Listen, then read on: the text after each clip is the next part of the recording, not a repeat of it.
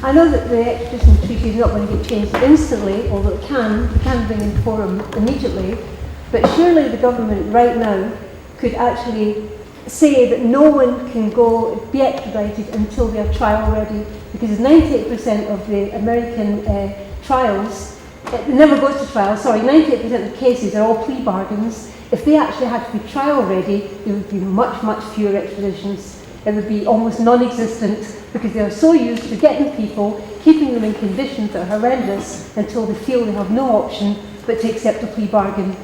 Now, surely right now our government can say, fine, we'll extradite them when they're trial ready, and I bet it wouldn't happen in almost all of the cases. But surely that's a start, and I don't see what's stopping them actually doing that. And also the Constitution of America protects them. If they commit a crime on American soil, they can't be extradited. Well, surely a treaty by its very nature has to be equal, or how can it possibly be a treaty? You know, it's just impossible. And that has to be changed. And the fact that America, the ambassador and so on, went round to the Select Committee and went round to the MPs here and puts huge pressure on to try and stop the treaty being changed, means that of course they know it's much more in their interests to have it the way it is. And why America, a country that's always believed in freedom, why don't they want us to be equal? Surely it's common sense that we are. And the American ambassador repeatedly says that it is equal, but the fact that no American can be extradited for any crime committed in American soil means it clearly isn't. And it insults our intelligence. And thank God the British public aren't so dumb that they don't actually know what's happening.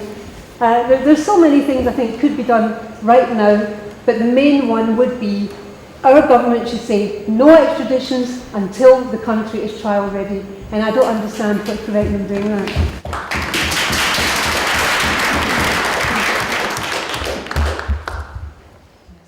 I'd agree with that. Catherine from Fair Trials International. We have submitted a detailed plan for reform of the Extradition Act.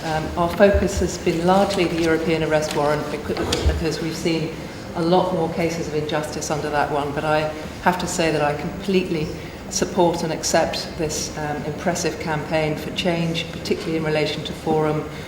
It's just not acceptable that a clause that would give courts an option to look at forum in suitable cases has just been lying on the statute book for all of these years.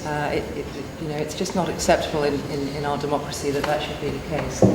So clearly the time for action is now. Scott Baker has actually said he agrees that there should be deferred extradition until a case is trial ready. And that's one of the areas, and there are several others where the Scott Baker panel endorsed the need for change. And of course, we've had two other inquiries, and I hope that the Home Affairs Committee will now finish the job that it started and look at the European arrest warrant, having looked at the US-UK treaty and made clear demands for change.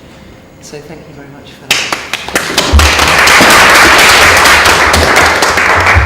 And I just want to maybe suggest some things we might try and do. John MacDonald, when he was here, was talking about a delegation to the relevant ministers, and I think a cross-party delegation to go as soon as possible will be a very good thing. And if there's a legal agreement that this is a good thing to call for, and I hadn't thought of it before, and Janis mentioned it, and it was supported by Catherine, so I suppose it is a good thing to call for, but this is very helpful, is that idea, as you suggested, that at the very least, nobody should be extradited until they're trial ready. And if that's a useful thing to be pushing for as an interim, just to buy some time, then that sounds like a very good idea, as well as then pushing the much wider issues that we've been raising. And I didn't know from David either that the front bench now is quite so implicated in having supported this in the past, which is also very, very helpful ammunition. So I just wanted to say that could be a first off. Then of course there's the parallel process with the Keith Vaz and the ask for the DPP to look at it again.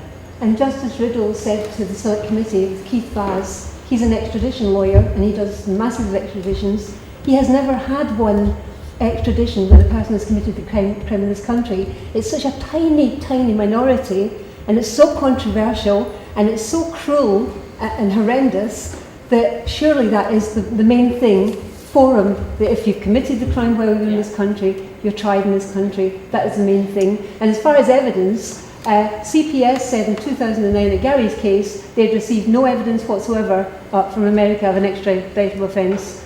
And in 2002, prior to the treaty even being written, the CPS were very happy that they could try Gary. He had no lawyer, he admitted intrusion, and someone, Russell Tyner, the lawyer from the CPS, who's still there doing it, said that someone from the very top told him, stand aside and allow America to deal with it. That is not justice and that is not law.